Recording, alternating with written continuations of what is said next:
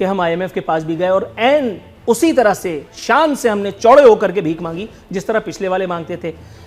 उसके बाद अब नौबत आई है सरकारी हैसियत में लोगों से कुछ चंदा मांगने की, आवाम की फलाह के लिए। तो अपने अनमोल रतन जो हैं जितने, उनको छोड़ करके और आवाम से ही मांगने चले गए।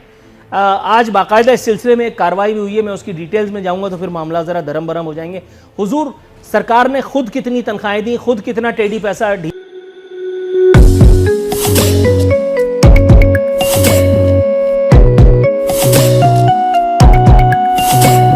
खुद कितनी तनख्वाहें दी, खुद कितना टेढ़ी पैसा ढीला किया, खुद इतने अनमोल रतन इनके पास हैं, उन्होंने कितना कुछ दिया। ज़रा इस बारे में आप पर्टिकुलर अगर जवाब दें तो फिर कुछ और मौज़ूआत हैं जिनका आता करूँगा।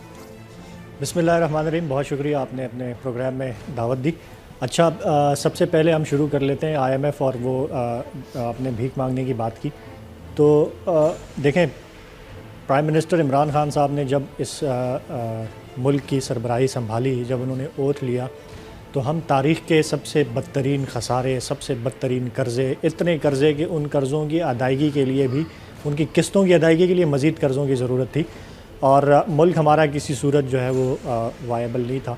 लेकिन उन्होंने काफ़ी उसको, असद उमर साहब शुरू में जब फाइनेंस मिनिस्टर थे तो IMF की शराइत को कम करने के लिए, उनकी वो जो सख्त शराइत थी उनकी उसको कम करने के लिए उन्होंने काफ़ी उसको प्रोलॉन्ग भी किया। और in the mean while prime minister Imran Khan ने दोस्त ममालिक से जो गुडविल में हमें दुबई ने, सऊदी अरब ने, चाइना ने, मलेशिया, तो काफ़ी मुल्कों से जो है वो हेल्प आउट उन्होंने हमें किया और हमारे पास इसके अलावा कोई और ऑप्शन था नहीं। हमारे पास कोई ऑप्शन था नहीं क्योंकि we were going to become bankrupt country.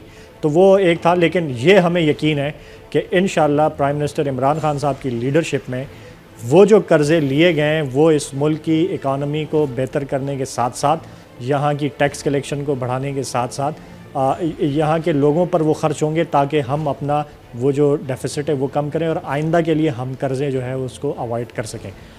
फिर आ जाते हैं बात कोरोना के फ़ंड्स के हवाले से। तो प्राइम मिनिस्टर इमरान खान का एक वसी तजर्बा, जैसे आपने अपने इंट्रो में भी कहा, कि फ़ंड रेजिंग के हवाले से है और वो उनकी फ़िलांथ्रोपिस्ट लाइफ में उन्होंने जब शौकत खानम शुरू किया, इमरान खान फाउंडेशन के थ्रू उन्होंने हेल्प आउट किया। हाँ, ठीक है, आगे बढ़े। वो उन्होंने उसका जिक्र किया होगा।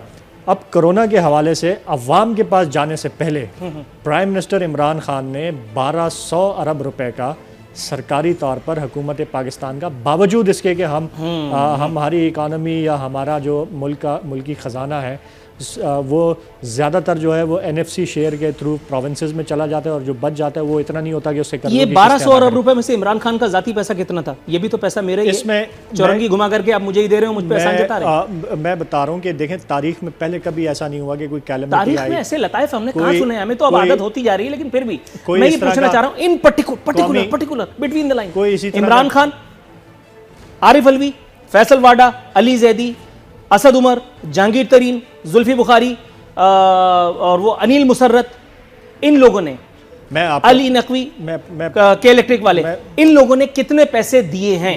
नेवल चीफ, आर्मी चीफ 1-1 महीने की तनख्वाह दे चुके। ब्रिगेडियर कर्नल रैंक तक के अफसरान की जो है वो मेरे ख्याल है 3-3 दिन की, if I am not wrong, तनख्वाहें जो है उनकी तरफ से देने का वो आ गया। आज बेचारे एक SHO का फोन आया था, हाँ याद आ गया, भूल जाता अभी, वो बेचारा रो रहा था कि इस वक्त कोरोना की ड्यूटी के लिए उनको 18 घंटे जो है वो ख्वार किया जा रहा है और उस पे ये हुआ है कि उनके पेट पे लात मारने के लिए उनकी 1-1 दिन की तनख्वाह जो है वो काट ली गई है। तो मैंने अपना ये काम कर दिया। SHO भाई, अब आप बताइए, SHO भारी रहा या इमरान खान? मैं आपको पर्टिकुलरली एक का मैं बता रहा हूँ। देखिए, सबसे पहले मैं यहाँ पे हम उसको तशहीर या उसके नीयत से नहीं कह रहे, लेकिन हमने अपनी 1 महीने की कंप्लीट सैलरी कोरोना फंड में दी है। MNAs, मैं अपनी बात कर रहा हूँ, सिंध के जो MPs, ठीक है, हमने अपनी, मैं भी उसमें शामिल हूँ और हमारे सारे MPs उसमें शामिल हैं। हमारी 1 महीने की कंप्लीट सैलरी जो है वो कोरोना फंड में गई है और इंशाल्लाह जो भी उससे लोगों की मदद हो सके, लेकिन इससे बियॉन्ड जाके भी हम हेल्प आउट करने की लोगों को कोशिश कर रहे हैं। मुझे अंदाजा है। फिर वजीर आजम साहब से शुरू कर लेते हैं। वजीर आजम साहब की आपने बात की, देखें जब उन्होंने शौकत खानम के लिए चंदा मांगना शुरू किया तो उन्होंने सबसे पहले और सबसे मेजर शेयर अपना दिया उसमें। सर 2 मेहमान और हैं, शौकत खानम से मत शुरू कीजिए। हाँ, उन्होंने सबसे ज़्यादा शेयर दिया। और आज भी जो प्राइम मिनिस्टर इमरान खान की अपनी प्रॉपर्टी है वो भी उन्होंने शौकत खानम को लिखवाई हुई है। वो उनके बच्चों के पास नहीं जाएगी, वो उनके कहीं और नहीं जाएगी, वो चैरिटी में जाएगी और इस मुल्क के लोगों के उसमें आएगी। तो ये तो डिबेटेबल चीज़ नहीं है कि हम इमरान खान साहब ने चैरिटी में कितना किया या कितना दिया, वो कोरोना रिलीफ फंड दिया भी है और देते भी रहेंगे। से अतियात मांगने वाला मेरे मुल्क का वजीर आजम, जो अपना एक टेढ़ी पैसा धेला आना देने का रवादार नहीं, जिसके पास अरबपतियों की खेप है, जो उसकी हुकूमत को चला रहे हैं, उसने कितने पैसे दिए हुजूर वाला? मैं तीसरी मर्तबा आपसे सवाल पूछ रहा हूं, अगर आप मुझे जवाब दें। मैं उसी पे आ रहा हूं। फिर आपने कहा कि अरबपतियों की खेप है, आपने नाम लिए जहांगीर तरीन साहब के, आपने लिए जुल्फी बुखारी साहब के।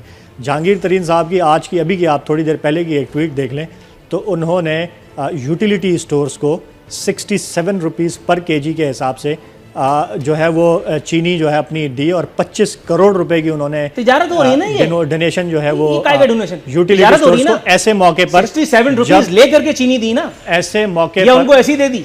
ऐसे तिजारत हो रही है सर, ये सूद और जियान का खेल है। आगे बढ़िए, जहांगीर तरीन फारिग हो गए। 25 करोड़ रुपए का जो है उन्होंने सब्सिडाइज रेट्स में उन्होंने दिए हैं, वो 25 करोड़ रुपए कम करके। आगे बढ़िए। जो कि इस वक्त यूटिलिटी स्टोर्स गरीब लोगों को प्राइम मिनिस्टर के अहकामात पे दे रहे हैं, राशन वगैरह दे रहे हैं।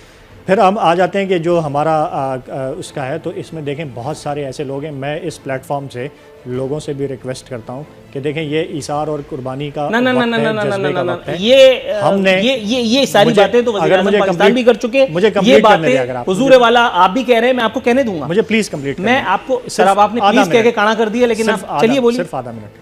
देखें मेरी रिक्वेस्ट है सबसे कि ये है, इसको हम इस कोरोना की उससे हमने मिल के जो है वो इसको फेस करना है। आज दिहाड़ीदार लोग जो बेचारे तकरीबन 70 लाख लोग सिंध के अंदर ऐसे हैं जो रोज़ाना की दिहाड़ी कमा के अपना गुजारा करते हैं, वो लोग हमारे आस पड़ोस में हमें नज़र आएंगे। हमें जो है जब हम खाना बनाते हैं दिन का या रात का, तो हमें लाजमी 1-2 घरों में ऐसे घरों को आइडेंटिफाई करके वहाँ पे भेजना चाहिए, क्योंकि सिंध हुकूमत ने ऐलान किया कि हम 20 लाख राशन बांटेंगे, लेकिन आज तक एक राशन नहीं पहुँचा। तो वो ये एक ऐसी चीज़ है कि इसमें अगर हम भी एक दूसरे का ख्याल रखें तो इस वो ठीक है। हमारा वज़ीर आज़म नहीं कर रहा, हम क्यों रखें? हमारा ये जो आप हमें कहानी की किताब सुना रहे हैं कि once upon a time there was a king who was very poor और ही वाज वेरी काइंड, ये ठीक है, हो गया। वजीर आजम ने कितना दिया? चौथी दफा सवाल पूछ रहा हूँ, नहीं जवाब मिल रहा। अनमोल रतन जो है वो क्यों नहीं दे रहे? जरा थोड़ा सा तवक्कुफ कीजिएगा, मैं आपकी तरफ फिर आऊंगा और कोई सवाल नहीं पूछूंगा, मैं यही सवाल पूछूंगा, इसका जवाब आप सोचिए। मेरे साथ मौजूद हैं आयतुल्लाह दुरानी साहब, बहुत उनकी तरफ जाऊंगा सर, आपकी इजाजत से।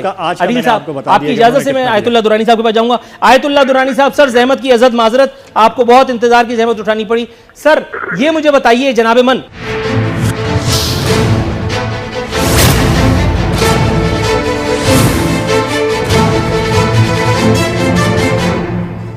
वेलकम बैक नाजरीन। बदस्तूर हमारे मेहमान हमारे साथ मौजूद हैं। अदील अहमद साहब, हुजूर वाला। सर ये मुझे बताइएगा, वज़ीर आज़म साहब कह रहे हैं कि हम 150 अरब लोगों को कैश जो है वो ट्रांसफ़र करेंगे, लेकिन डैम फंड के पैसे इस्तेमाल नहीं होंगे। डैम फंड साबिक़ चीफ जस्टिस ने इकट्ठा किया, कोई इस्तेमाल नहीं कर सकता। If I am not wrong, मैं ज़रा कन्फ्यूज़ हूँ, ये मुल्क के वज़ीर आज़म बात कर रहा है, डैम फंड कोई इन्वर्टेड कॉमास में इस्तेमाल नहीं कर सकता। किसी की क्या मजाल के डैम फंड इस्तेमाल कर ले, या वज़ीर आज़म पाकिस्तान का तसर्रुफ भी उस पर नहीं है? साबिक़ चीफ जस्टिस, साबिक़ एक्स, बोल्ड इटैलिक अंडरलाइन, खत्म हो गई बात। साबिक़ चीफ जस्टिस की अभी तक इतनी अथॉरिटी है कि वक्त का वज़ीर आज़म पर नहीं मार सकता उसे एक फंड पे। ज़रा मुझे गाइड कीजिएगा सर। देखिए, इसको हम हो सकता है फ्रेज का प्रॉब्लम हो, मैं रीफ्रेज कर लेता हूँ इसको। ठीक है। जो डैम फंड है वो मेरे ख्याल से गालिबन 10 या 11 अरब रुपए जमा हुआ था। और डैम का जो ग्राउंड ब्रेकिंग है वो भी हो गई है, उस पर काम भी शुरू हो गया है, उसकी मशीनरी जो बाहर से परचेज़ करनी थी वो भी प्रोसेस कंप्लीट हो चुका है। तो डैम पे तो काम चल रहा है और वो फ़ंड वहाँ यूटिलाइज हो रहा है, नंबर 1। नंबर 2, डैम का काम चल रहा है, आपने मुझे बताया तो मुझे पता चला वो डैम के ठेकेदार जो थे, जिनका केस ही नहीं सुना कभी उन्होंने, फैसल वावडा, उन्होंने कुछ बताया नहीं इस बारे में, कोई बयान, मतलब नंबर बढ़ाने का तो कोई मौका नहीं छोड़ते वो।